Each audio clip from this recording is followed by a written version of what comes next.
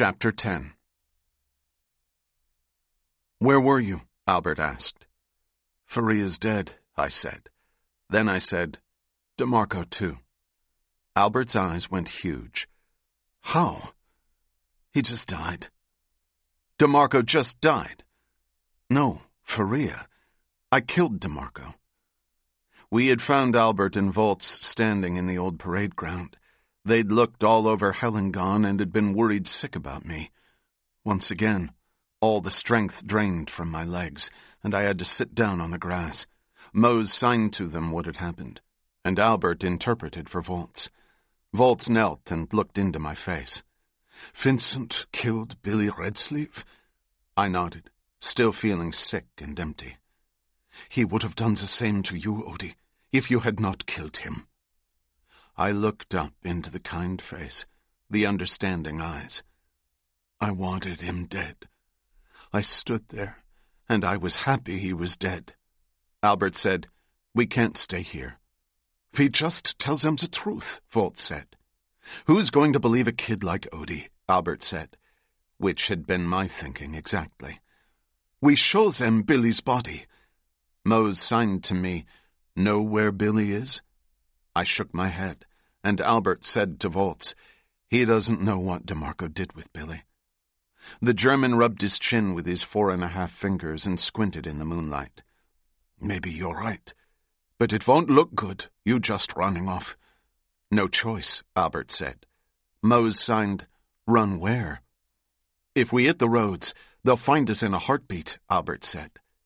"Maybe you could catch a rail car," Volz said. "Ride it far away." "They'll put the word out, and every railroad bull between Sioux Falls and St. Paul will be watching for us," Albert said. We knew about bulls. A kid named Benji Ironcloud had run away a year earlier. He'd hopped a freight train and been caught by a bull, a private railroad cop who'd beat him half to death before turning him over to the proper authorities. "I can drive you somewhere myself," Volz offered. "No," Albert said. "This is our trouble, not yours." "My trouble," I said. Albert stared me down. "Our trouble. We're family." Mose nodded and signed, "Family." I looked away from them across the field of grass that had always been carefully clipped by boys under DeMarco's watchful eye. The moon was above the dining hall, and a river of frosty light flowed across the old parade ground. "The Gilead," I said. Albert gave me a confused look. "What?" "Remember what Mrs. Frost said? The Gilead River connects to the Minnesota, and the Minnesota connects to the Mississippi. We can take Mr. Frost's canoe all the way, as far as we want." Mose signed, "Tornado destroyed it." I shook my head. "I saw it when I was there today. It's still sitting on the rack. What do you think, Albert?" "That you're not as dumb as you look. It could be our best chance." "I will drive you to Cora's place," Volz said. "Not without my harmonica." "The Brickmans have your harmonica, Odie," Albert said. "You have to leave it." "I'm not going anywhere without my harmonica." "Don't be stupid." "You go," I said. "I'll get my harmonica back somehow and meet you." Albert looked at Volz, and Volz looked at Albert, and some silent communication passed between them. Albert said, "There may be a way." In those days, folks in Lincoln, Minnesota didn't lock their doors. I suspect it was the same in most small towns, where everyone knew everyone else. But the front door of the Brickmans' home was locked. The back door, too. "Get us in the old way, Odie," Albert said, and handed me his official Boy Scout pocketknife, which had been a birthday gift from Mr. Seifert. "The old way?" Volz said. "Don't ask," Albert told him. I took the knife and went to one of the basement windows. In the years we'd traveled with my bootlegger father, Albert and I had learned about jimmying locks. The lock on the basement window gave me no trouble, and I was quickly inside. Although the basement was terribly dark, moonlight poured through the narrow casement at my back, and after a minute my eyes fully adjusted. I made my way to the stairs and up to the first floor, where I smelled fried chicken. Missing dinner had been a part of the official punishment DeMarco had levied, and I was starved.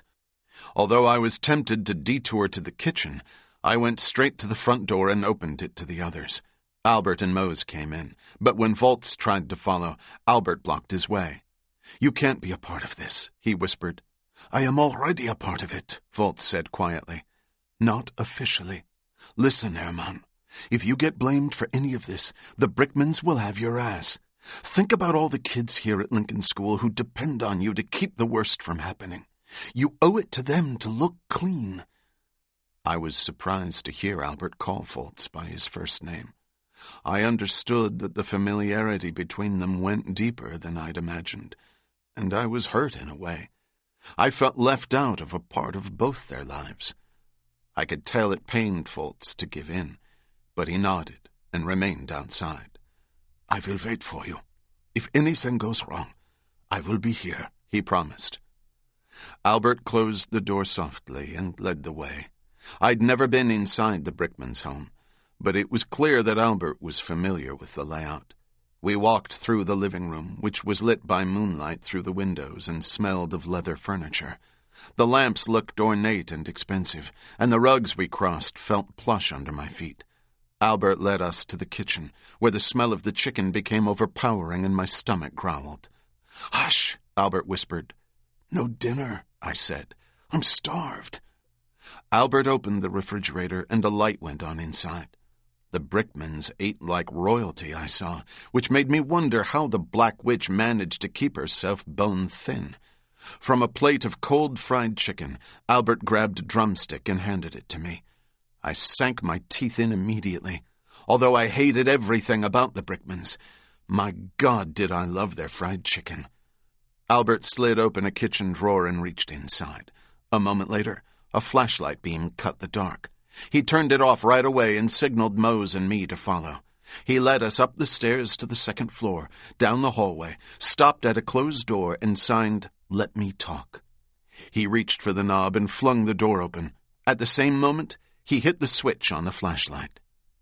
The beam lit up the bedroom's four-poster, the biggest bed I'd ever seen. Brickman sat up instantly. The sheet covered him from the waist down. Above that, he was bare-chested. He wasn't alone, and I thought this was odd because Mrs. Brickman had driven their silver Franklin to St. Paul that afternoon and wasn't due back for a couple of days. Then I saw that his bed partner's hair was blonde. She sat up slowly, holding the sheet against her bosom. Miss Stratton stared doe-eyed into the flashlight beam. "What the hell's going on?" Brickman blustered. "We need your assistance, Clyde," Albert said.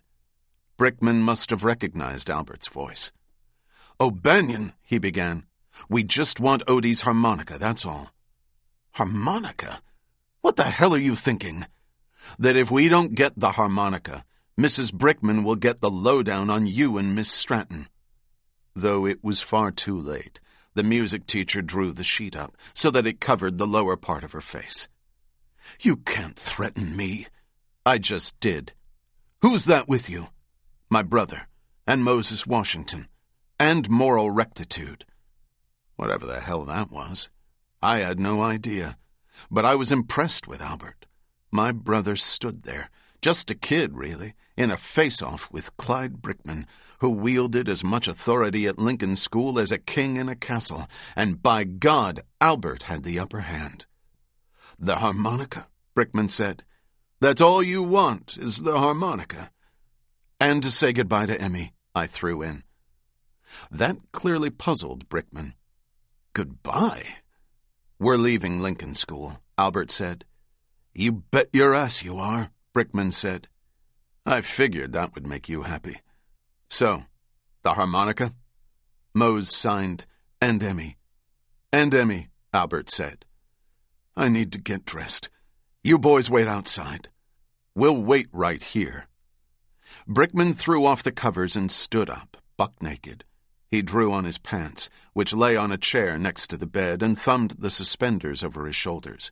He turned to the woman in his bed and said, "You stay right where you are. I'll take care of this." Brickman moved through us into the hallway and down to another door. He reached into his pocket and drew out a key. "You lock her in?" I said. "Just tonight." He looked back toward his own bedroom. And I got it. Even so, I hated the thought of Emmy locked up anywhere. When he swung the door open, he called out, "Emmy, there's someone to see you." He reached for the wall switch and the lights came on. Emmy sat in a chair in the corner, dressed in overalls and a shirt and new-looking shoes, as if she'd been expecting us. When we appeared, she gave a little cry, leapt up, ran across the room, and hit Mose at a run. Then she threw her arms around me, and finally Albert. "I knew you'd come to get me," she said. "We're just here to say goodbye, Emmy." Albert turned back to Brickman. A moment alone with her. Brickman moved back into the hall to give us some privacy. "You try anything, Clyde, and I'll make sure the Black Witch knows everything." Brickman didn't even wince at that derogatory nickname, but he gave my brother a taciturn nod of agreement. When we were alone with her, Emmy looked up, her little face scrunched in horror, tears glistening in her eyes. "Goodbye." Mose signed, "We have to go." "I know," Emmy said, "and I want to go with you." "You knew?" Albert asked. "How?" "I just did. And I'm going with you," she demanded tearfully. "You can't." I petted her cut-short hair. "But I have something for you. The picture, Albert." On the way to the Brickmans, Albert had slipped back into the dorm and retrieved the photograph I'd given him earlier. It was the one that had sat on the mantel in the Frosts' parlor, a picture of them together, Mr. and Mrs. Frost and Emmy, all of them looking happy. Albert handed it to me, and I gave it to Emmy. "I lost my mother when I was a kid like you, Emmy. I can't even remember now what she looked like. I don't want you to ever forget your mother or your father. So I brought you that. Keep it somewhere safe, somewhere the Brickmans will never find it. Your folks were good people. They deserve to be remembered." Emmy held the photograph to her heart. Then she pleaded, "You can't leave me with them. They're mean. Please take me with you." "We can't, Emmy," I said. It was Mose who stepped in. He tapped my shoulder and signed, "Why not?" "She's 6 years old," Albert said. "How do we take care of her?" Mose signed, "Better off here." I hadn't even considered bringing Emmy along, but now I thought, why not? It made perfect sense. Leaving Emmy with the Black Witch and her husband was sure to give me nightmares. Could worrying about how to take care of her if we brought her along be any worse? "Mose is right," I said. "We take Emmy." "That's crazy," Albert said. "This is all crazy," I shot back. "Please, please," Emmy said, and put her arms around Albert's waist. He remained rigid for a moment. Then I saw him relax. "All right," he said, and stepped away to eye her pants and shirt. "Looks like you're already dressed for it." "What's taking so long?" Brickman called from the hallway. We trooped out with Emmy, and Brickman looked as if he was having a heart attack. "You're not taking her," he said. "We are, Clyde." "That's kidnapping." "Not if she wants to go." "I can't let you take her. Thelma will have my hide and yours. She'll have to catch us first. Where's the harmonica?" "No." Brickman crossed his arms and stood blocking the hallway. "What do you think the Black Witch will give you the hardest time about?" Albert said. "Us grabbing a child who hates her anyway? Or knowing that you and Miss Stratton share a bed whenever she's not around?" Brickman didn't give a hoot about Emmy, we all knew that. But his cushy life with Mrs. Brickman? That was something else altogether. Still, he hesitated. "And don't forget the moonshine, Clyde," Albert said. Which was something I didn't know about, but was the final straw for Brickman. He turned on his heels and said, "This way." We followed him back downstairs and into another room. He turned on a desk lamp, and I saw that we were in a study or a library. Shelves of books ran along every wall. The books in the school library were all donated, well used, spines broken, pages falling out. These looked barely touched. Brickman walked to a corner where a big safe stood. He knelt and turned the dial this way, then that, yanked the handle down, and opened the safe door. His body blocked our view of what was inside. He reached in and came up with a gun. I knew the Black Witch would have shot us in a heartbeat, and then shot us again. But Mr. Brickman was clearly hesitant. "You boys leave now and say nothing about this to anyone." "Or what?" I turned, and there was Volz standing in the study doorway. "You would really shoot them, Clyde? Then you would have to shoot me too. Them you could explain. Me, not so much." Brickman looked panicked, and I knew that wasn't good. Even a mouse, when cornered, will fight back. The gun in his hand made him a lot more dangerous than a mouse. It was Mose who took care of the situation. On the desk sat a stack of documents held in place by a big round paperweight of some dark polished stone. Mose grabbed it and threw a perfect pitch. The paperweight caught Brickman on the side of his head, and he crumpled to the floor. Albert jumped and grabbed the gun and trained it on Brickman, which was unnecessary, because the man didn't move, didn't appear to be breathing at all. Dead, I thought. Another murder. I glanced at Mose and could see the devastation on his face. Even though we all hated Brickman, the thought of killing him was probably unbearable for Mose's good heart. My brother put a hand to the man's neck. "He's got a pulse." I saw Mose breathe out a deep sigh of relief. Albert knelt at the safe. From where I stood, I could see it was full of papers and letters and such, bound up with twine or ribbon. There was also money, 2 thick stacks of bills. "Odie," he said, "get the pillowcase from Emmy's bed." I ran upstairs and down the hallway to her room. I pulled the cover off her pillow and started back. As I passed the Brickmans' bedroom, Miss Stratton called, "Odie?" I stepped into the doorway. Without the flashlight, I could hardly see a thing. From the bed, she said, "Will you tell on me?" If we did, it would mean her job and her reputation, and I didn't know if she had anything else. "No, ma'am. I promise." "Thank you, Odie." Then she said, "If I could, I would leave too." And I realized there were prisoners at Lincoln School who weren't children. "Good luck, Miss Stratton." "God be with you, Odie." I returned to the study, handed Albert the pillowcase, and he bent to the safe. The first thing he did was return my harmonica to me. Then he began throwing everything into the pillowcase: the money, papers, a leather book of some kind, and a couple of stacks of letters bound with twine. "What do we need all that for?" I asked. "If the Brickmans put it in here, it's worth something." When he'd cleaned out the safe, Albert considered the gun he'd taken from Mr. Brickman.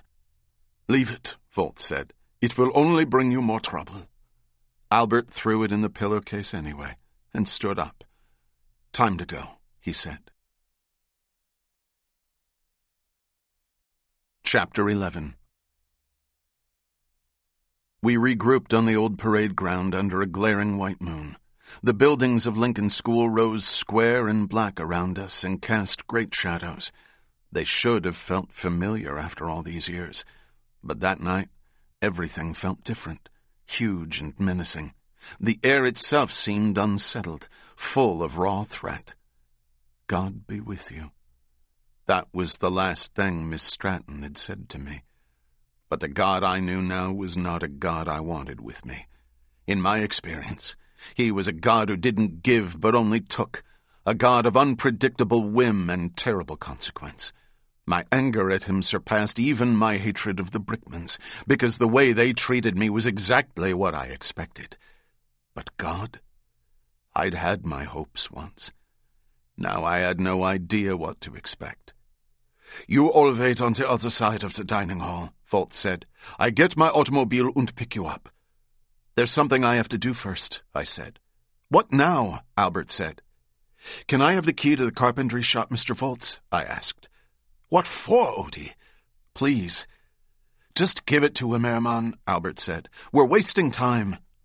Volz took a small ring of keys from his pocket, detached one of them, and handed it to me. "Behind the dining hall in 15 minutes, I said.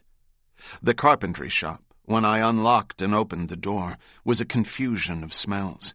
Varnish, sawdust, oils, turpentine. I turned on the light and went to a wooden cabinet along one of the walls. Inside were paint cans, arranged and stacked by color and purpose. I grabbed a can of black paint and pulled one of the brushes from the shelf above.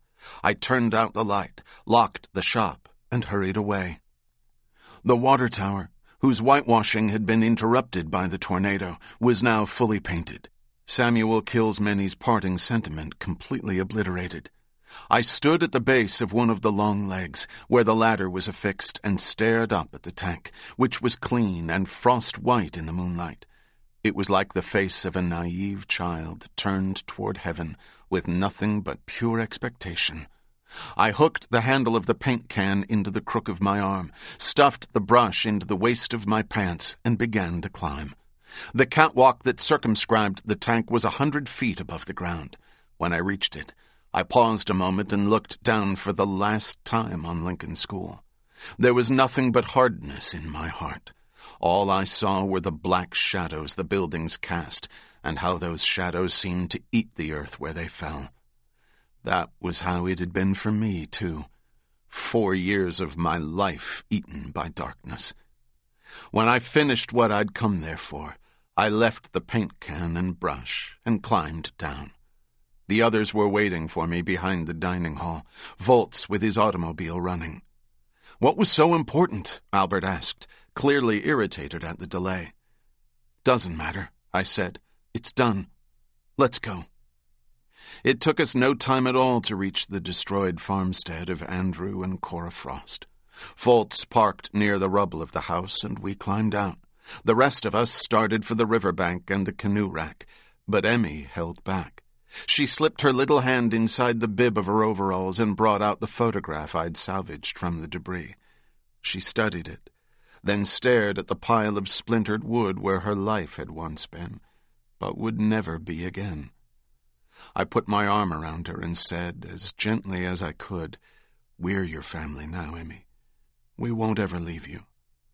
She looked up at me, her tears in the moonlight glinting silver down her cheeks. "Promise?" "Cross my heart," I said, and I did. Under the trees on the bank of the Gilead River, Mose and Albert already had the canoe on the water. They steadied it while Emmy got into the center. Before I joined her, I offered my hand to Hermann Volz, and he enfolded it gently with his 4½ fingers. "Thanks," I said. "Thanks for everything, Mr. Volz. You take care of this little girl, Odie. And you take care of yourself." "I will." Volz handed me 4 folded blankets he'd brought from Lincoln School, the same thin kind on all the bunks in the dormitory. Along with them, he gave me a filled water bag made of canvas, the kind we'd drunk from when we worked in Bledsoe's fields. Volz carpentry had been painted indelibly in white across the side. "If we get caught with this, they'll know you helped us," I said. "If you get caught, Odie, I defend your honor und mine to the death," he pledged. I got into the canoe behind Emmy, gave her 2 of the blankets to sit on, and put the other 2 under me. Albert tossed in the pillowcase he'd filled with the contents of the brickman's safe. "They'll put the screws to you, Hermann," he said. "I think not so much, Albert. You and me, we got the goods on Clyde Brickman." He smiled and took Albert's hand in both of his own. "I will miss you. I will miss you all." Mose shook the old German's hand, too, then stepped carefully into the stern of the canoe while Albert took the bow. With their paddles, they pushed us into the easy current of the Gilead, and we left Volz, probably our last friend in the world, standing in ragged moonshadow on the riverbank. As we headed away, he called out a parting sentiment. "May God watch over you." But the God Volz was talking about wasn't the God I knew now. As we began our journey into all the unknown ahead, I thought about my own parting sentiment, which I'd painted in bold black on the water tower, one I was sure all the kids still imprisoned at Lincoln School understood in their hearts. God is a tornado. Part 2. One-Eyed Jack. Chapter 12. That first night we paddled by moonglow. The farmland around us was empty of any artificial light, and it felt to me as if we were in our own world. Cottonwood branches arched over the river, and we floated in and out of shadow, the only sound the occasional rustle of leaves in the night breeze, and the dip and splash of the two paddles. Railroad tracks paralleled the river, crossing it from time to time along its crooked course. On the bank beneath one of them, we spotted the red glow of embers, and I figured it was from a fire built by someone who, like us, was on the move. In those days there were so many, and Mose and Albert stowed their paddles, and we kept silent as we drifted past. Little Emmy finally lay down on the blankets Volz had given us and fell asleep. Me? I couldn't have closed my eyes if I'd tried. Although killing DeMarco had taken something from me, maybe the last breath of my childhood, as the river and Albert and Mose pushed us along through the dark, all I could think about was what I'd gained, which I thought of then as freedom, and I didn't want to miss a moment of it. The air I breathed felt cleaner than any I'd breathed before. The white satin ribbon that was the moonlit river, and the silvered cottonwoods, and the black velvet sky with its millions of diamonds seemed to me the most beautiful things I'd ever seen. I finally decided that maybe what I'd lost in killing DeMarco was my old self, and what I was feeling was a new self coming forth, the reborn Odie O'Banion, whose real life lay ahead of him now. After several hours, Albert said we should get some rest. We pulled to the riverbank, and I woke Emmy, and we climbed up where we could see the lay of the land. A mile or so to the south, a few lights shone together, a little town. Between us and the town was nothing but open fields. We spread out the blankets, one for each of us, and lay down. "It's dark," Emmy said. "I'm scared." "Here." I moved my blanket so that it overlapped hers. "Take my hand." She did, tight at first, but in a little while I could feel her fingers relax, and then she was asleep. I heard Moses' deep breathing and knew he was out as well. But I could feel Albert awake on the blanket next to me. "We're free," I whispered. "We're finally free." "You think so?" "Don't you?" "From now on, we have to be more careful than ever. They'll be looking for us everywhere." "Not Mr. Brickman. You got the goods on him. It's not him I'm worried about." I understood who he meant. Aside from DeMarco, the Black Witch had the darkest heart of anyone I'd ever known. We'd stolen Emmy from her. She would track us down if it was the last thing she did. And it wouldn't be just Albert and Mose and me who'd pay the price. If the Black Witch caught us, little Emmy's life would be worse than hell. "I hope Miss Stratton is okay," I said. "You need to worry about yourself." "How did you know about her and Mr. Brickman?" "I didn't." "Then why'd we go crashing into their bedroom?" "I had something else on him." I remembered what Volz had said in the study. "Don't forget the moonshine, Clyde." Then I thought about all the times Albert and Volz had been gone together, and how some deeper alliance seemed to have been formed, one that left me out. "You were in business with Brickman," I said. "Bootlegging?" "Don't sound so surprised. It's our family business." "But Mr. Brickman? That guy's nothing but con, Odie. I'll bet bootlegging just scratches the surface." In the morning, Albert took $1 from the stack of money he'd snatched from the Brickman's safe and went into the little town whose lights we'd seen the night before. While he was gone, I opened the pillowcase, pulled out the 2 thick stacks of bills, and counted the cash. I sat back and looked at Mose. $249. Mose signed, "We could buy a car." Emmy wisely suggested, "How about new shoes for you?" Emmy wore new, sturdy Oxfords that the Brickmans had bought for her. I looked down at the old ones I wore. At Lincoln School, we were given 1 pair of shoes every year. Because they were cheaply made to begin with, and because we wore them all the time, the soles developed holes well before the year was over. Most of us slipped pieces of cardboard inside to keep out the elements as best we could. New shoes? New clothes? A whole new life, I said, feeling richer than I'd ever imagined. I put the money back and took out one of the stacks of letters tied with twine. I undid the knot and began looking at the envelopes. They were all addressed to the superintendent of Lincoln Indian Training School. The return addresses were from all over Minnesota and the plains and beyond. I opened one at random and began reading. Dear School Superintendent, our son Randolph Owlflies is a student at your school. It is very hard for us to travel there to see Randolph. We would like him to have a present at Christmas. Please use the $1 we have sent to buy him something special.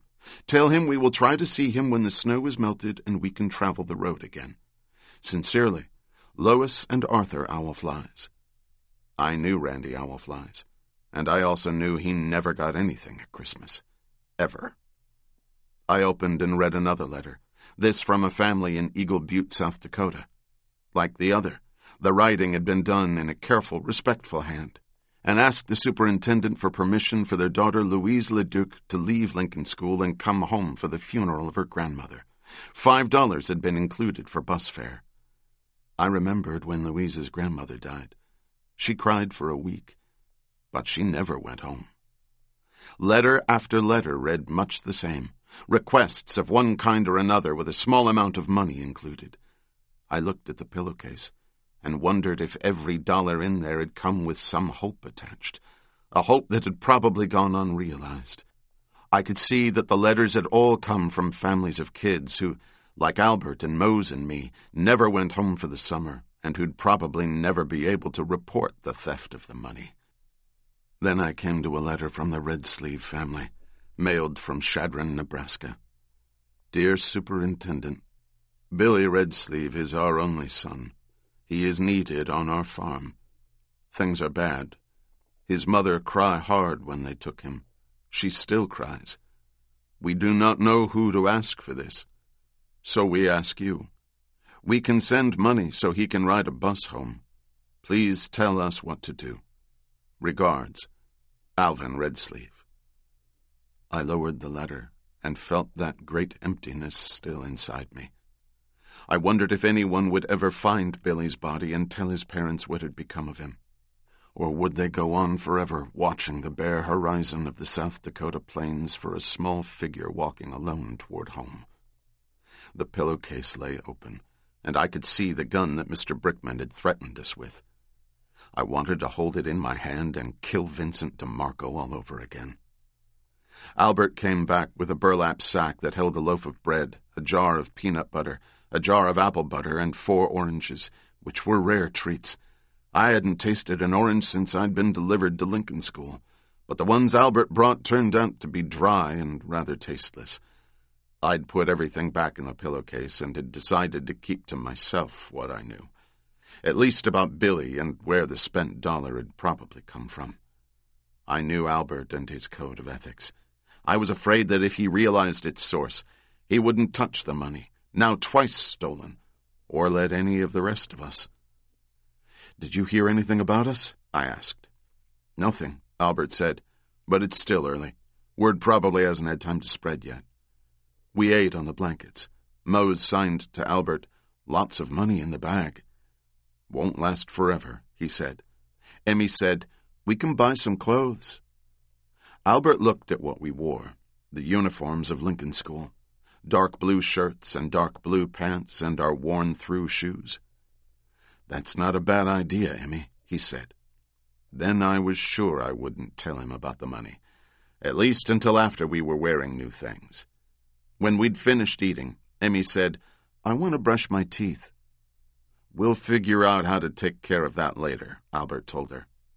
Mose tapped my brother's shoulder and signed, Farmer. He nodded toward the field that bordered the cottonwoods where we'd slept.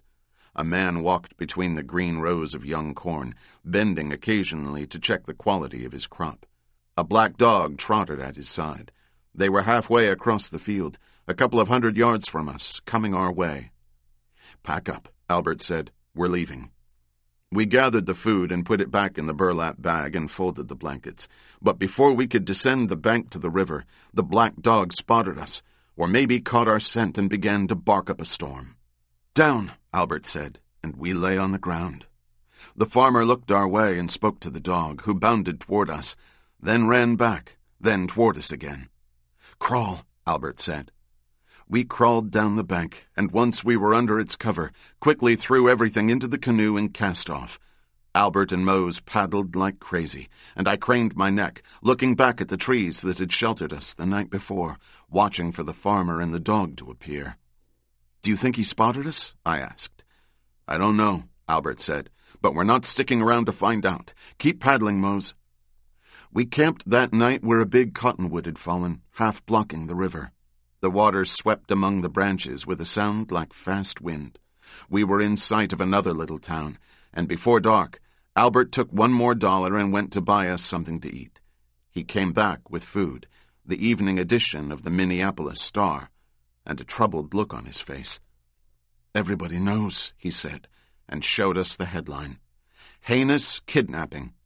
Beneath it was a photograph of Emmy, and next to that a photo of the water tower and the final inscription I'd left painted across it in black. Then Albert read the article to us. The story reported that Martin Green, head boys counselor at the Lincoln Indian Training School, had discovered Clyde Brickman, the school's assistant superintendent, tied up in his study. Brickman claimed that he'd been attacked by 3 unknown assailants wearing masks. They'd surprised him in his bed and had demanded that he open the safe. When he refused, they'd beat him. There was a small photograph of Brickman, showing a dark bruise around his right eye.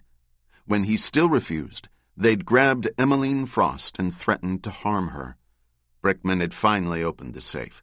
The assailants had cleaned out the contents, tied Brickman up, but kept the girl, swearing, in Brickman's words, to do something terrible to her if anyone tried to follow them.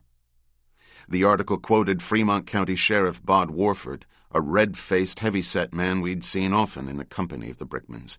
He was usually involved in the hunt for runaways, and he sometimes took older girls in for questioning. When they came back, it was clear they'd been roughed up, maybe worse. It was also clear they were scared to death and never talked about what had happened to them while in the sheriff's keeping. "We're going to catch these criminals quick," Warford told the newspaper. "This won't be another Lindbergh case." At Lincoln School, we hadn't kept up much with news of the outside world, but we all knew about the Lindbergh kidnapping and the failed ransom. Like everyone else in America, we'd grieved when we heard that they'd found the little baby with his head bashed in. And we knew about the massive manhunt still going on for the kidnappers. "Masks?" I said. "We didn't wear any masks. Brickman knew exactly who we were. Why didn't he say so?" "I don't know," Albert said. "Doesn't matter. This whole county's going to be crawling with cops." "But you didn't kidnap me," Emmy said. "I wanted to go." "Won't make any difference." "I don't want to go back," Emmy said, and I could see that she was about to cry. Mose signed, "We won't let them take you. Promise." "Who tied up Mr. Brickman?" I asked. "Had to be Miss Stratton," Albert said. "Not a word about her in the paper. Or Volz," I said, which made me feel better. At least maybe they'd be safe. "It does say one of the school's staff is unaccounted for," Albert said, scanning further down the page. "Vincent DeMarco. Authorities are looking for him, though he's not a suspect in the kidnapping." The sun had set, and the light was leaving us. The river was silver-gray, the color of hard steel. The trees that overhung it were black against the faded blue sky. The air was still, like a held breath.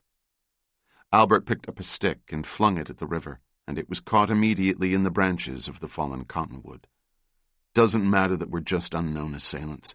Emmy's picture is going to be slapped all over front pages everywhere. As soon as anyone spots her, we're dead." Emmy said, "I'm sorry," and started to cry. Mose put his arm around her. I could feel a darkness descending on us that had nothing to do with the night, and a great fire of resistance flared inside me. "Listen," I said. "That picture of Emmy in the newspaper was taken before the tornado. Her hair's long and curly. But with it cut so short now, she's halfway to looking like a boy. So we keep her dressed in those overalls and try to make sure nobody sees her up close. Heck, she'll just look like our little brother or something." Albert didn't say anything right away. I could tell Mose was running it through his head. Emmy, though, brightened immediately. "I don't mind being a boy," she said. "I can do anything a boy can do." Mose shrugged and signed, "Why not?" Albert gave a slow nod. "Might work. Maybe if we get a cap with a big bill to help hide her face." He looked at me and offered a grudging smile. "Just might work." My brother had brought cheese from town and a big hunk of bologna. He sliced them up with his Boy Scout knife, and we put them on the leftover bread, and that was our supper.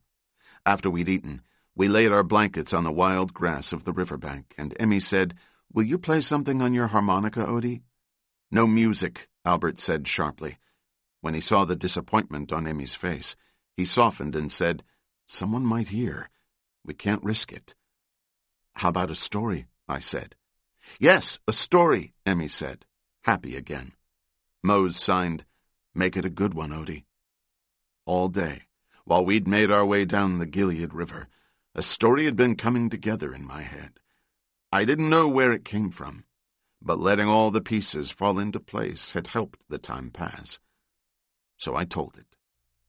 There was once a little orphan girl whose name was Emmy. "Like me," Emmy said. "Just like you," I said. "She went to live with her aunt and uncle, two very mean people." "Were they Mr. and Mrs. Brickman?" Emmy said. "As it so happens, Emmy, that was exactly their name." "The little girl was terribly unhappy in the home of the mean Brickmans," I went on. "One day, as she was exploring the great dark house, she came to a door in a high tower that had always been locked before, but someone had forgotten to lock it that day. Inside, Emmy found a comfortable little room filled with shelves of books and toys and a nice soft sofa and a little reading lamp. In one corner stood a tall old mirror in a carved wooden frame. Emmy decided it was the nicest room in the whole house, far from the awful Brickmans. She pulled one of the books from the shelf, a book called Rebecca of Sunnybrook Farm. "We had that book," Emmy said to me. "Mama read it to me." "What a coincidence," I said, and continued the story. Emmy settled down in the sofa to read, but she hadn't been there long when she heard a small voice call, "Hello," which was odd, because Emmy was the only one in the room. "Hello," the voice called again. Emmy looked at the big mirror in the corner and saw a little girl sitting on the sofa, just as she was. But it was not her reflection. It was a different little girl. Emmy stood up, and the girl in the mirror stood up. Emmy walked to the mirror, and the girl walked to the mirror. "Who are you?" Emmy said. "Priscilla," the girl said. "I'm the ghost in the mirror." "A ghost? A real ghost?" "Not exactly," Priscilla said. "It's hard to explain." "My name is Emmy." "I know," Priscilla said. "I've been hoping you would come. It's been so long since I had a visit from anyone who could see me." "Mrs. Brickman can't see you?" Emmy said. "Only nice people can see me and hear me." "How did you get in there?" Emmy asked. "Put your hand to the mirror, and I'll tell you," Priscilla said. But as soon as she touched the glass, Emmy found herself inside the mirror and Priscilla outside. Priscilla clapped her hands together and danced with joy. "I'm free," she said. "I've been trapped in that mirror for oh so long, but now I'm free." "What happened?" Emmy cried. "It's the curse of the mirror. I was trapped there by the little girl who was inside before me, and now I'm you and you're me and you're trapped in there. I'm sorry, Emmy. I truly am. But I've wanted so much to be free again." Suddenly Mrs. Brickman stepped into the room. She looked sternly at the girl who'd just traded places with Emmy and said meanly, "What's all this shouting about? What are you doing here, Emmy?" "She's not Emmy," little Emmy cried from the mirror. "I'm Emmy." But Mrs. Brickman couldn't see her or hear her, because Mrs. Brickman was not at all nice. "Come along, Emmy," Mrs. Brickman said. "I'm going to show you just what happens to little girls who go where they're not supposed to." She took Priscilla by the ear and pulled her from the room. Emmy tried to get out of the mirror, but it was no use. So she settled down with the book she'd been reading on the other side, determined to make the best of things. And you know what? She found that she was really quite happy there all by herself in that comfortable little room on the other side of the mirror. Then one day not long afterward, Priscilla burst into the tower room and ran to the mirror. "Oh, Emmy," she cried, "please let me back in the mirror. Mrs. Brickman is such a witch. I can't stand her. Please, please let me back in." "I understand," Emmy told her. "It was awful being me with Mrs. Brickman. But I quite like it here, so I think I'll stay until a different family moves into this house. A nice family with a nice little girl. Then maybe I'll come out." Priscilla turned sadly away, and little Emmy settled down to read from a new book she'd selected from the shelves. It was called Alice Through the Looking Glass. Albert eyed me and gave a nod of approval. Alice Through the Looking Glass. Nice touch, Odie. The stars seemed especially bright that night, and Emmy slept without needing her hand held. Mose and Albert, who'd paddled most of the day, fell asleep quickly. Me? My head was so full of dreaming I could barely contain it all. Seeing that photograph of the water tower and what I'd painted there, my words big as life on the front page of the Minneapolis Star, made me feel like some kind of celebrity. Not exactly like Babe Ruth, because everybody knew his name, but more than just an orphan nobody. I began to imagine all the wonderful possibilities that might lie ahead of us. Maybe we should change our names, I thought, just in case. Maybe I'd call myself Buck, after Buck Jones, the cowboy star. As I lay listening to the river slip through the branches of the fallen cottonwood, I began to hope, really hope, that like the Emmy in the story, we were finally on the safe side of the mirror. I was wakened by a small hand on my chest. I opened my eyes, and Emmy stood in the moonlight, staring down at me, looking dazed. "What is it, Emmy?" I whispered. She held out her hand, and in it were 2 $5 bills from the stash in the pillowcase. "Put these in your shoe." She spoke distantly, as if in a trance, and I figured she was sleepwalking. Some of the kids at Lincoln School had been sleepwalkers, and Volz had always cautioned us not to wake them. So I took the bills. "In your shoe," she said. I put them in my shoe. "Don't say anything to anyone. Not Albert. Not Mose." "What do I do with them?" I asked. "When the time comes, you'll know." She returned to her blanket, lay down, and from her steady breathing, I understood that she was sleeping soundly once again. I puzzled over this sleepwalking episode, wondering if I should warn Albert and Mose. But there was something in her manner, and such a serious note in her little voice, that I decided to keep the whole thing to myself. Chapter 13. "What are you going to say?" "What do you mean?" "You have $15 in your pocket, Albert. How are you going to explain that?" "Why do I have to explain it?" Albert was smart, way smarter than me, but he could be pretty dense sometimes when it came to other people. We were walking into the little town where he'd bought the newspaper the night before, intending to purchase new shoes and some food for the day. We'd left Mose and Emmy to watch the canoe. $15, Albert. That's a lot of money for a couple of kids like us just to be carrying around. People are going to wonder. They might even ask, what are you going to tell them? I'll tell them we earned it. How? I don't know, working. For who? Look, Odie, let me handle this. We'll be fine. You get us thrown into jail, I'll kill you. That won't happen. Better not. The town was called Westerville, and like most of the towns we'd seen, it had several big grain elevators looming at the side of the railroad tracks. I could see 4 church spires rising up above the trees. There was no sign of a courthouse tower, like the one in Lincoln, so I figured we were still in Fremont County. It was early enough in the day that not a lot of commerce seemed to be taking place, although the stores were open. There was a bakery, and the smell from it made my mouth water. There was a hardware store, an IGA grocery store, a drug store, a stationery and bookshop.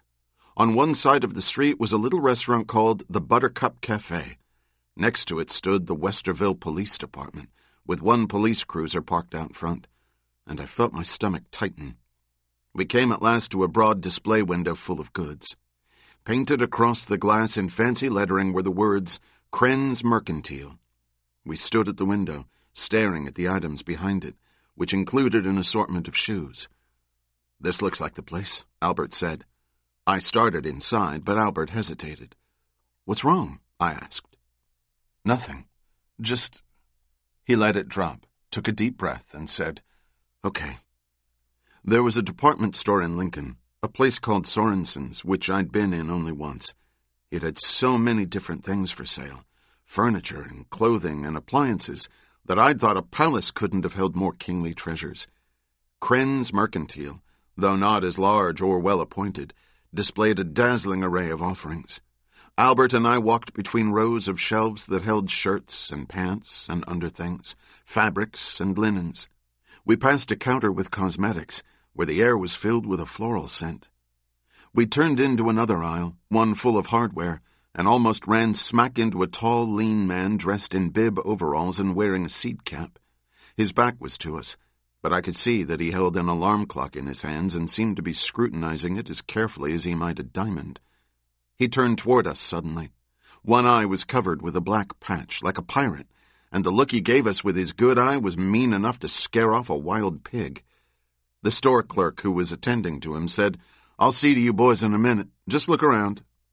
I gladly left the clerk with the one-eyed pig scarer, and we finally came to where the shoes were on display, boxes and boxes of them, with samples sitting atop. Albert walked to a box with Buster Brown printed on the side. As he picked up the sample shoe, a pleasant voice behind us said, "Can I help you?" The woman smiling at us reminded me a little of Miss Stratton. Tall, slender, blonde, with a plain face. Her eyes seemed a little odd, one of them not quite tracking along with the other. But they were kind eyes, and her smile was genuine and lovely. Albert said. Yes, she encouraged him. Albert looked at the floor and tried again.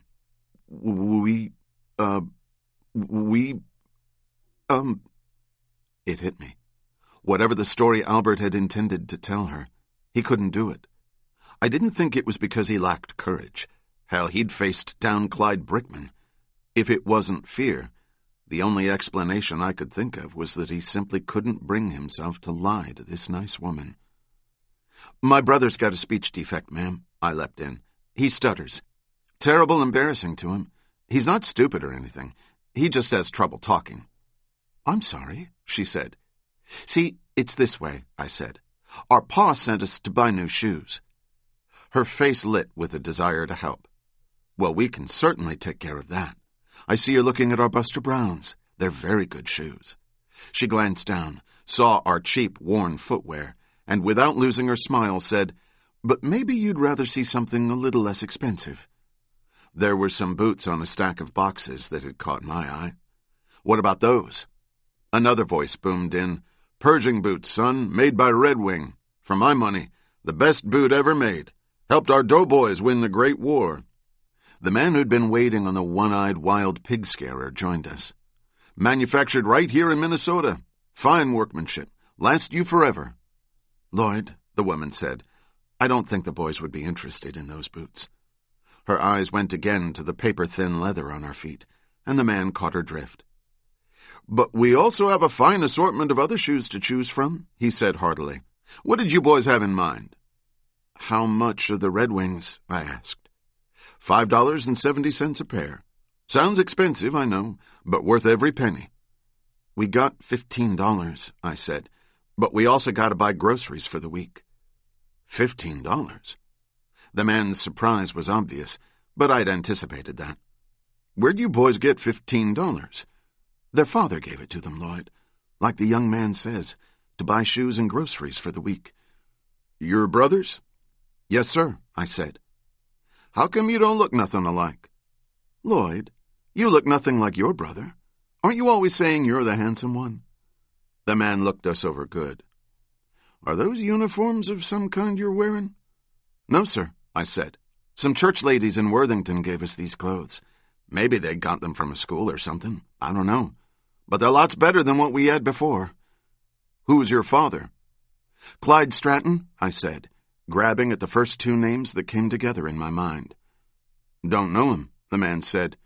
We just got to town. Pa's got him some work over at the grain elevators. They're hiring? This time of year? They hired him for repairs. Pa, he's good with his hands. If he got a job these days, he's one of the lucky ones. It's good, I said, then put a dejected look on my face. But we don't know how long it'll last. What about your mother? The woman asked. Don't got 'em on no more, ma'am. She died. I'm sorry to hear that, son. Been on the move since. And these old shoes of ours, they're plumb wore through. I took one off, not the shoe in which I'd put the $5 bills the night before, and showed her the hole. She looked at the man. Hoover shoes, she said. She pulled out the piece of cardboard I'd put inside to cover the holes. Hoover leather, Lloyd. She looked at me with wonderful compassion. Your brother's just a kid, but he does all the talking, the man said to Albert. What's wrong? You don't have a tongue? Lloyd, the woman snapped. The boy stutters. I took my shoe back and looked at it like it was something dead. Pa emptied his wallet and told us to buy new ones. Best we could with what we got. And we only got $15. And we still gotta buy groceries. The words stumbled painfully out of Albert's mouth. For the whole week, I added. The Buster Browns are $2.75 a pair, the man said. You'll have plenty left for groceries and then some. I'd rather have the Red Wings, I said with such longing that even I felt sorry for me. Albert shot me a killing look, and I knew he was afraid I was pushing it too far. Lloyd, the woman said sharply. The man rolled his eyes. Tell you what, boys, I'll give you the Red Wings for $5 even. I make no profit on them. Albert opened his mouth, and I knew he was about to accept, but I cut him off. If you could see your way clear to give us 3 pairs for $15, we could take Pa some new boots, too. You wouldn't have anything left for food, the woman said. We're pretty good at scrounging, ma'am. My brother here, he's real good at catching fish in that river outside of town. Me, I got a slingshot and could put out a squirrel's eye at 30 feet. And there's lots of wild greens to gather if you know what you're looking for. But shoes? That we can't do for ourselves. And one more thing. I know it don't mean much to you folks, but today's our pa's birthday. We ain't never had the wherewithal to buy him nothing. But if we could bring him a new pair of those Pershing boots, I expect it'd be the best present we could ever give him. I swear I saw the woman's eyes get wet with tears. Lloyd, if you don't sell these boys the boots, you'll be sleeping on the porch swing for a month. We walked out of town carrying 3 boxes of new Red Wings, plus 3 pairs of new socks, and a little sewing kit the woman had thrown in so that we could mend the holes in our old socks. When we were well beyond the last house of town, Albert said, Lies come from you sweet as honey, don't they? I was pleased with what I thought was a compliment, and I said, A gift? Or a curse? That woman has a good heart, Odie. She was nice to us, and all you did was con her. Which stung. But I soldiered on. Imagine how she feels right now, I said. She just helped out 3 needy people, and that's God's truth, Albert. How's she going to feel when she realizes there's no Clyde Stratton working at the grain elevators? Big help you were, I shot back. You sounded like you were choking on your tongue. Albert stopped and turned to me, his face sad and serious. Listen, Odie. Things have happened to you. Bad things. And I know I should have done a better job of protecting you. But I don't want you to turn out like Clyde Brickman? Like DeMarco?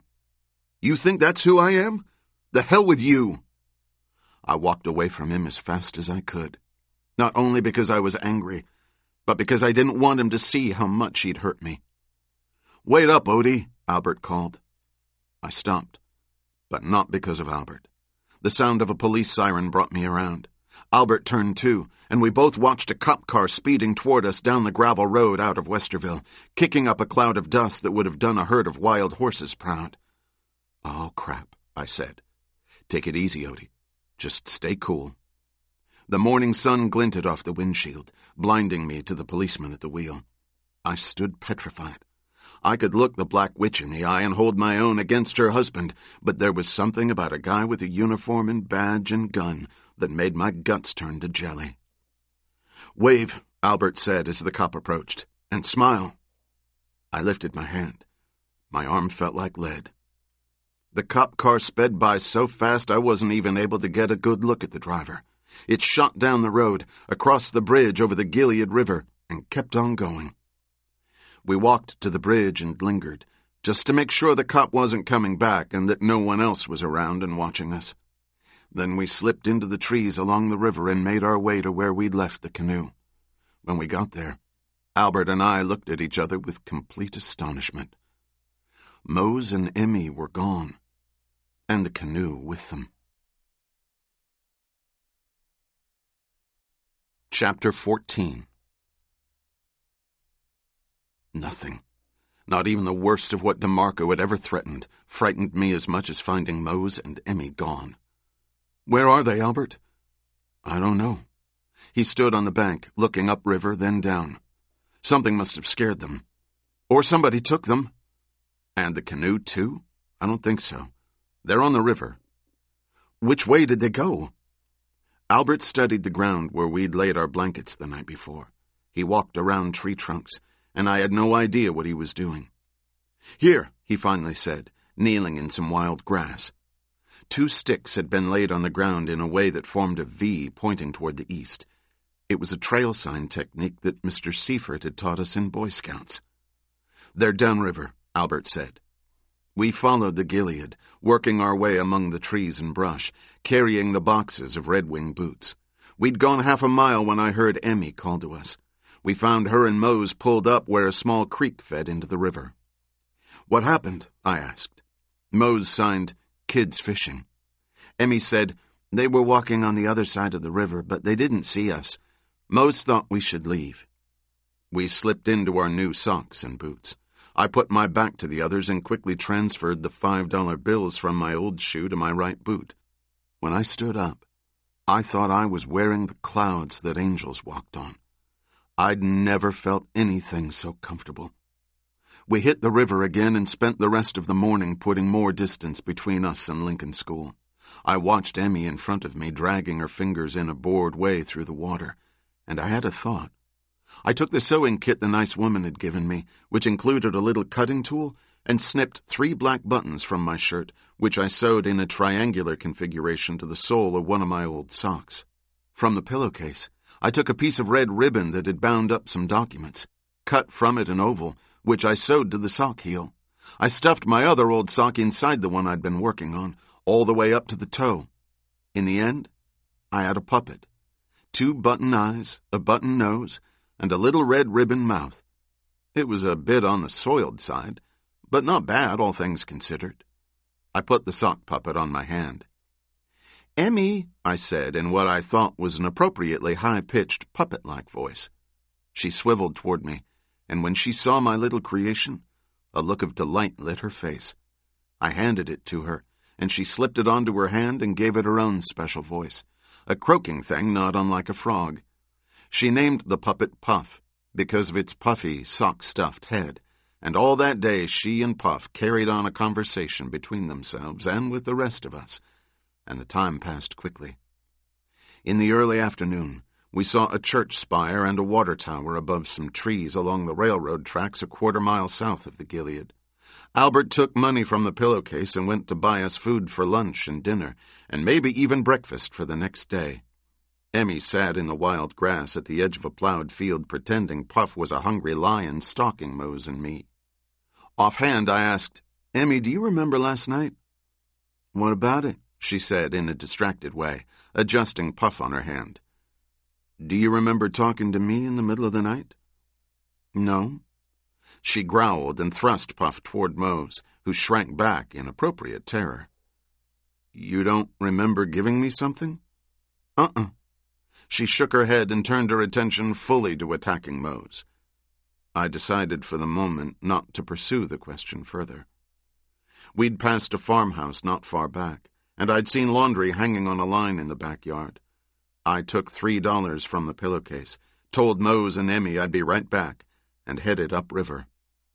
Near the farmhouse, I crouched among the trees along the riverbank. There was an old barn, badly in need of paint. The bared places on the walls were gray, and the wood looked soft and rotting. The structure leaned a bit, like a tired old man. The farmhouse was small and in not much better shape than the barn. There was a chicken coop with a bunch of hens and chicks inside, pecking at the ground and sometimes at one another. The clothesline behind the house held overalls and undershorts and shirts, some big and some not so big, the clothing of a man and his son, perhaps. That's what had caught my eye when we passed on the river. I watched for a while and saw no sign of life, and finally walked carefully into the yard. The shirts were old, patched and mended many times. I carefully unpinned 2 of the larger and one that was smaller. As I pulled the last from the line, it revealed a little girl standing before me, as if she'd materialized as part of a magic trick. She was not much older than Emmy, with blonde pigtails and big blue eyes. She didn't look much better fed than the kids at Lincoln School. She wore a small sack dress and her feet were bare. "Hello," I said. "Those are my pa's shirts," she said, "and Henry's." "Henry is your brother?" I asked. She nodded. "Where are they?" "Working for Mr. McAdams." "Does he live around here?"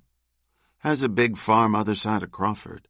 Pa used to farm here, but the bank took our land away."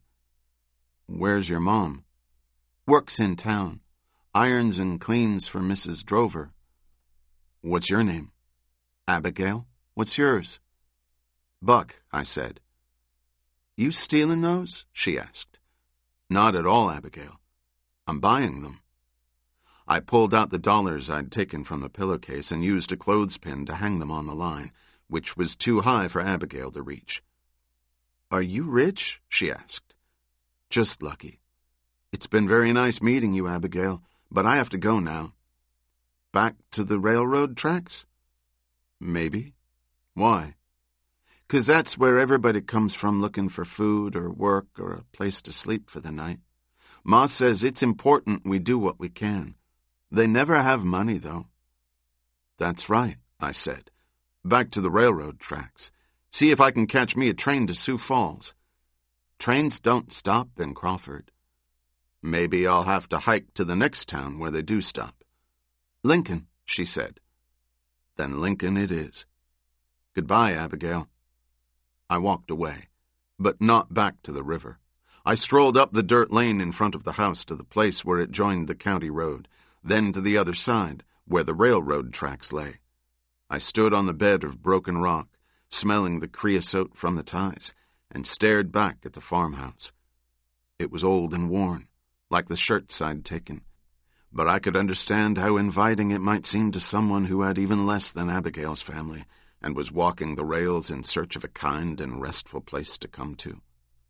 I headed toward town for a while, then cut back across the next field to the river. Albert had returned, and he let me have it with both barrels. "Where the hell were you?" "Fetching replacements for our Lincoln uniforms," I said, and proudly held up the shirts. "Where'd you get those?" "Farmhouse upriver." "Stole them?" There was such anger in his face, I thought he might hit me. "I'm no thief. I paid for them." He glanced at the pillowcase. "How much?" $1 apiece. Moses' eyebrows shot up, and he signed, "For those rags?" "Who'd you pay?" Albert demanded. I decided it was best not to mention Abigail, so I said, "I pinned the money to the clothesline." "Of all the stupid notions," Albert began. "At least if people spot us now, we won't look like fugitives from Lincoln School." $3, Albert said, and looked ready to wring my neck. I could tell those folks needed the money. "I don't care about the money. I'm worried they'll report us. Then the cops will just think we're riding the rails to somewhere." "Yeah? And why is that?" "Because it's what I told Abigail," I wanted to say, but said instead, because that's what makes the most sense." Albert shook his head in disgust. "Let's get going. We need to put distance between us and those $3. Albert and Mose bent hard to their paddles, and I sat in the middle with Emmy, brooding. It seemed to me that no matter what I did, it wasn't good enough for Albert. Well, fine, I thought. The hell with him. I drilled the back of his head with my eyes, imagining a dozen scenarios in which he was the one who screwed up royally, and I had to save him, and he finally realized how lucky he was to have me for his brother. Near evening, clouds began to mount in the west, and we could see lightning along the horizon. Emmy watched the threatening sky with fear-filled eyes. "We need to find some place to sleep inside tonight," I finally said to Albert. Mose splashed his paddle lightly on the water to get our attention. He pointed toward the south side of the river and signed, "Orchard." Beyond the trees lining the Gilead lay a familiar sight, the boughs of apple trees, just as they'd been in the little orchard on the Frosts' farm. They were dark green in the waning light and welcoming. "Maybe we can sleep there," I said. "Let's see." Albert guided us to the river bank. "You two wait here," he said, and signaled for Mose to follow him. When we were alone, Emmy looked at the apple trees with longing. "I miss Mama." "I know." "Do you ever miss your Mama, Odie?" "Sometimes," I said, "but it's been a long time since we lost her." She reached inside her overalls and drew out the photograph I'd saved from the farmhouse rubble and studied it, then looked up at me while little tears rolled down her cheeks. "Will I always miss her, Odie? Will it always hurt?" "I suppose you'll always miss her, Emmy," I said, "but it won't always hurt." I could hear now the grumble of the lightning in the distance, and I could smell the rain on the wind that came before it. Albert and Mose finally returned.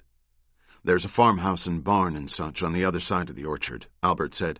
"A good-sized garden with an old potting shed. The shed's small and probably leaks some, but there's no lock on the door and it'll be a roof over our heads.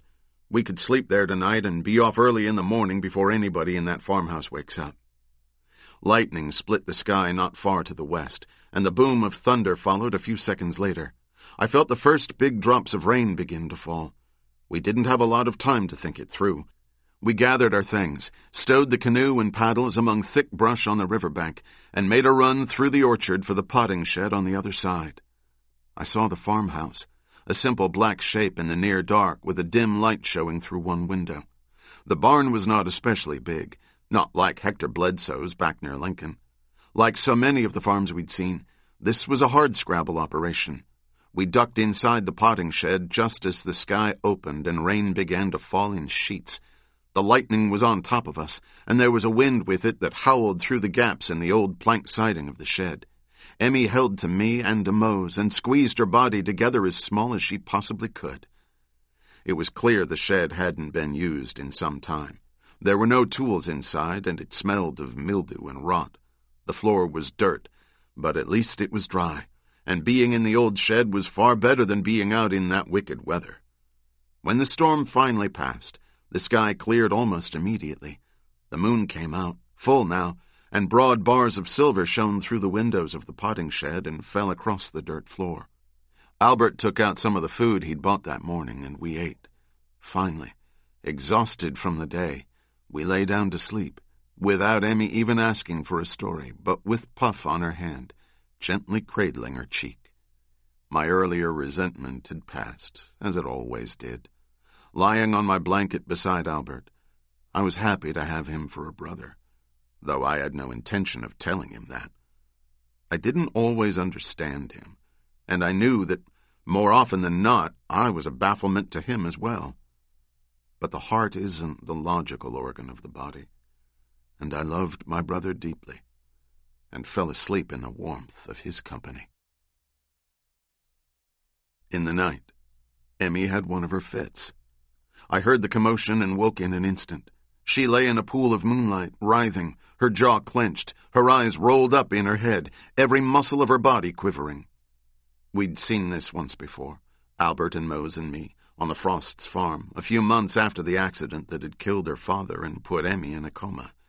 Everyone thought that when she came back to consciousness, she was fine. But several weeks later, when we saw her fall in the farmyard and begin to shake as if she'd been possessed by some terrible demon, Mrs. Frost had been forced to tell us the truth. Since the accident, on rare occasions, Emmy suffered these fits that resembled epileptic seizures, but doctors had assured her were not. In fact, they had no explanation. The fits didn't seem to harm Emmy in the least, and after she came out of them, she was just fine and remembered nothing. Mrs. Frost didn't want this information broadly known, and she had sworn us to secrecy. As far as we knew, no one at Lincoln School was aware of Emmy's condition. I thought that if the Black Witch had known, she'd never have wanted to adopt the little girl. Albert held Emmy in his arms until the fit passed, and Emmy opened her eyes. She looked dazed and said groggily, "He's not dead, Odie. He's not dead." "Who's not dead?" I asked. But Emmy closed her eyes immediately afterward and went back to sleep. We wrapped her in her blankets and laid her down.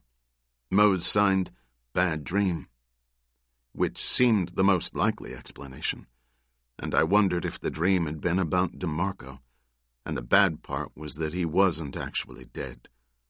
I didn't want to be a murderer, but even more I didn't want DeMarco back in this world. We all returned to our sleep. At dawn the next morning, a gruff voice woke us. "Trespassers!" I sat up instantly, and so did Albert and Mose. Little Emmy didn't seem to have heard. "Goddamn trespassers! Come out of there, boys!" The man was tall, awkwardly built, and held a shotgun in his hands. His face was like a diamond, a hard thing cut at sharp angles. He had a black patch over one eye. The other eye glared at us, and I recognized him from the Mercantile in Westerville the day before, the man who'd bought an alarm clock. Albert and Mose and I stood, but Emmy woke more slowly, probably the result of her fit in the night. She sat up and rubbed her eyes. When he saw her, the pig scarer stared as if he were seeing a ghost. "I'll be damned," he said.